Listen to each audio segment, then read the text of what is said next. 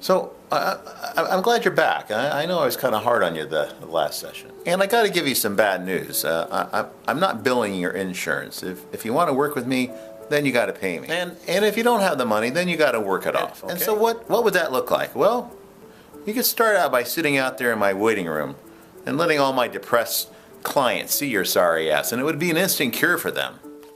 And then for the month of January, you co-lead my kids group with me, okay? I'm not sitting the whole month of January with a bunch of angry kids and teenagers just because you decided to stay home Saturday night. You can answer all their existential questions in terms of why there wasn't anything in their stockings this Christmas.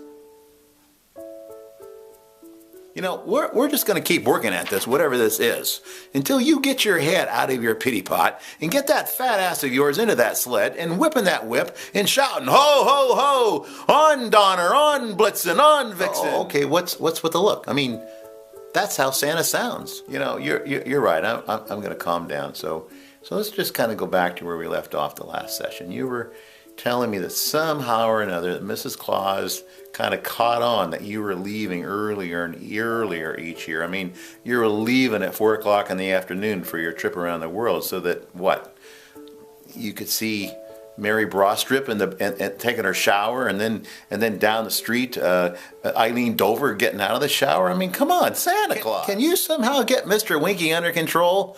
I mean, you know, the reindeer games and now this. I mean, is Mrs. Claus right in calling you a pervert or what? All right. Let me just see if I can't get myself under control here. I am. You're right. I'm getting a little bit too intense. So let's go in a little bit different direction. Let's take a look at your childhood. Okay. When you were a kid, did you believe in Santa Claus? It's not a ridiculous question. Just answer the question. So there it is. In addition to your fat ass, the bottom line is you've never believed in yourself from the get-go. Okay, all right. So let me see if I can't go in just a little more gentler direction. So you were telling me that you liked to dress up in Mom's black boots when you were little. So when did that start? Do you remember?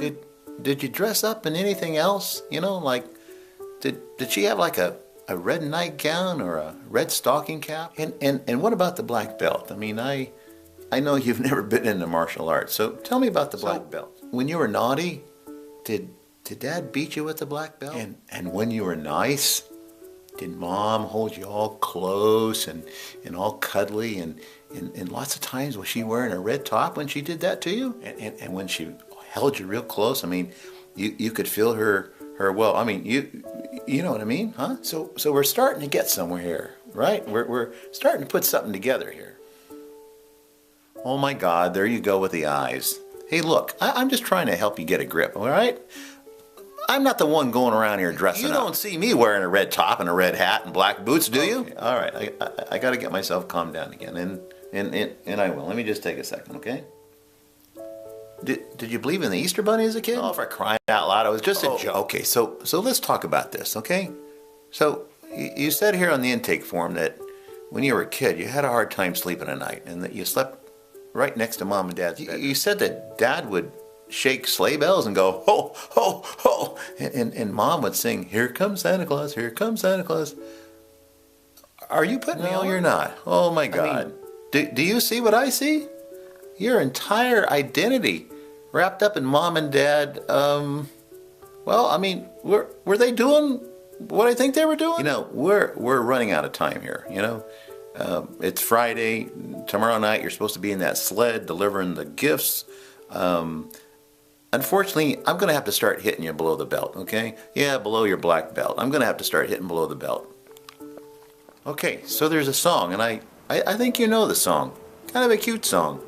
It goes like this. You better watch out.